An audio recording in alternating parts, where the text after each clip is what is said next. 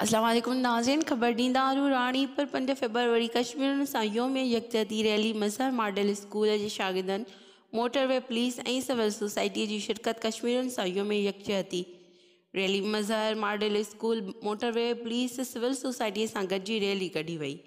Rally क़ौमी शहरा खां थींदे बाब अहमद शाह गेट ते पहुती, जंहिंजी अॻुवाणी DSP मोटरवे इमरान खान, यूसुफ ज़ई, सफदर अली मेमण, आशिक हुसैन लाड़क, इंस्पेक्टर यासीन जखरानी करे रहिया हुआ।